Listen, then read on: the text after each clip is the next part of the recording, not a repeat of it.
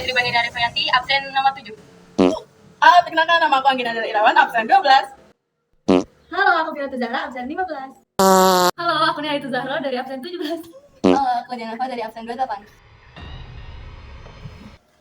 Halo guys, di video kali ini kita akan menceritakan kisah inspiratif dari salah satu tokoh pengusaha sukses, Sinta Nurfauzia. Selamat menonton. Sinta Nurfauzia adalah seorang pemimpin wanita yang berhasil membawa perusahaan rintisannya yaitu Lemonilo masuk dalam jajaran 100 perusahaan teratas di Asia Pasifik. Lantas, seperti apakah sosoknya?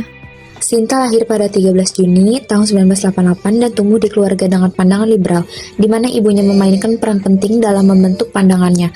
Ia menempuh pendidikan dari SD hingga SMA di Jakarta, dan dikenal sebagai seseorang yang berorientasi pada pencapaian. Ibunya lulusan hukum yang menjadi pengusaha dan sangat berpengaruh dalam arah hidup Sinta. Setelah lulus dari Universitas Indonesia dengan gelar hukum dan melanjutkan pendidikan di Harvard Law School, jiwa wirausaha Sinta mulai terbentuk sejak kecil. Pada usia 14 tahun, ia memulai bisnis pertamanya dengan berjualan pancake. Setelah menyelesaikan S1, Sinta merintis karir sebagai pengacara dan sempat hampir menjadi konsultan di World Bank setelah menyelesaikan S2. Sinta Nurfauzia adalah seorang pemimpin wanita yang berhasil membawa perusahaan rintisannya, yaitu Lemonilo, masuk dalam jajaran 100 perusahaan teratas di Asia Pasifik bersama temannya, yaitu Johannes Ardian dan Ronald Wijaya. Di bawah kepemimpinannya, Lemonilo mencapai posisi ke-86 dalam penilaian yang disusun oleh EY Ernst & Young untuk perusahaan dengan pertumbuhan bisnis tercepat.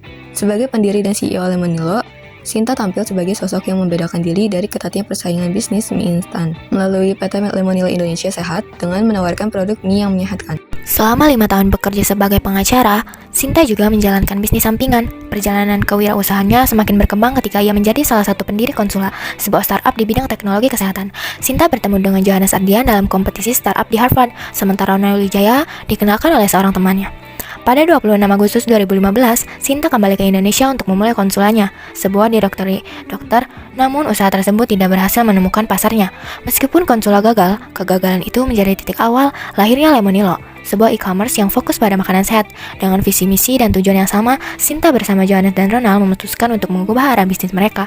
Nama Lemonilo dipilih setelah melakukan survei sederhana yang melibatkan 300 responden. Dalam merintis Lemonilo, Sinta dan tim menghadapi berbagai tantangan, termasuk kesulitan bekerja sama dengan produsen asli yang terus menolak tawaran mereka. Banyak pihak yang meremehkan usaha mereka, menganggap bisnis mie instan hanya bisa sukses jika melibatkan pabrik besar. Meskipun begitu, Sinta dan tim tetap gigih mengembangkan produk mereka, dan pada 2017 berhasil meluncurkan produk mie instan alami berdasarkan umpan balik dari konsumen. Kerja keras mereka akhirnya membuahkan hasil dengan pesanan yang mencapai 1.000 bungkus dalam waktu kurang dari sebulan. Pertumbuhan bisnis Lemonilo semakin pesat dan Sinta optimis untuk mengembangkannya lebih jauh.